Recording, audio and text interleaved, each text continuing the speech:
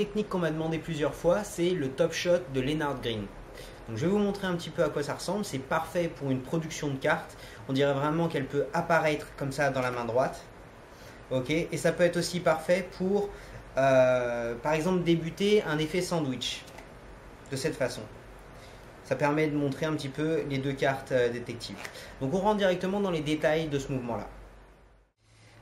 Alors, avant de rentrer un petit peu dans les explications vraiment de Stop Shot, j'aimerais juste dire que c'est un mouvement relativement difficile, donc ça vous demandera de l'entraînement.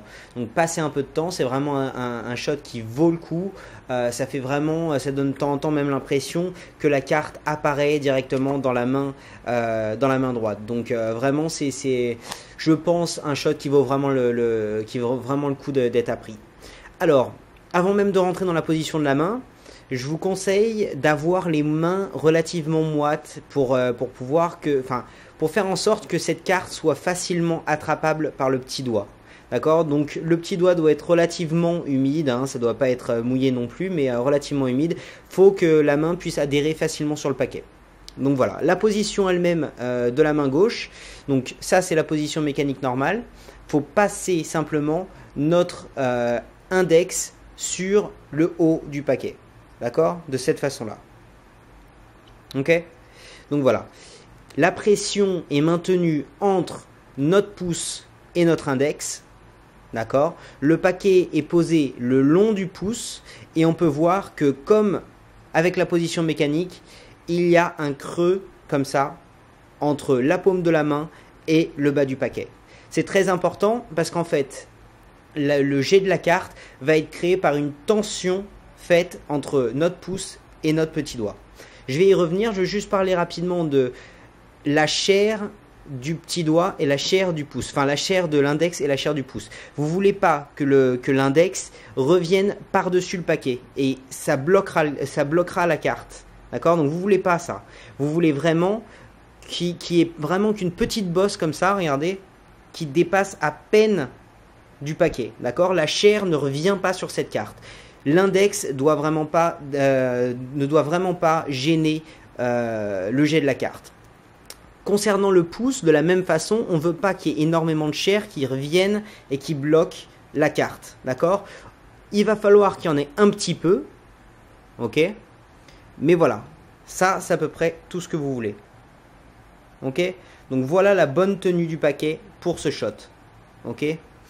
Vous pourriez peut-être le faire directement à partir de la position mécanique une fois que vous saurez bien faire le shot lui-même, d'accord? Mais ça risquera en échangeant en fait l'index par le majeur. Mais je vous conseille moi au début de faire directement, voilà comme ça avec l'index, d'accord?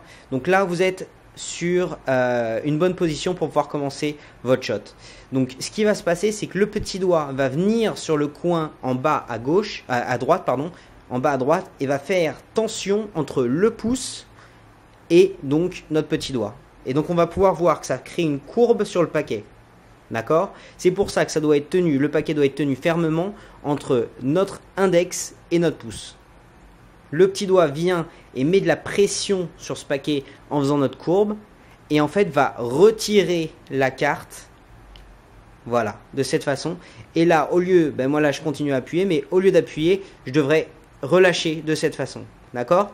Donc la carte, si elle n'est pas gênée, giclera comme ça dès qu'elle se dégagera du pouce, d'accord?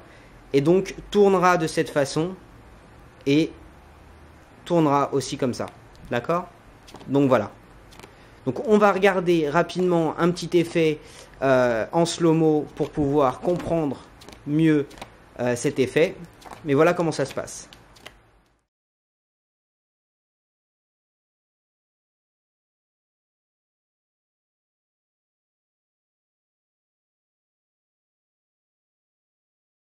Voilà. Donc une dernière chose par rapport à comment j'avais fait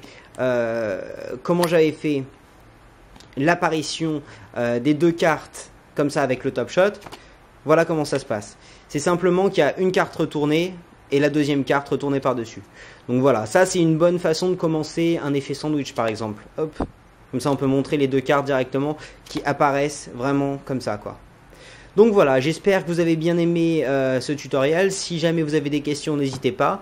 Et puis, écoutez, encore une fois, beaucoup d'entraînement, mais ça va vraiment valoir le coup. Donc voilà, merci d'avoir regardé.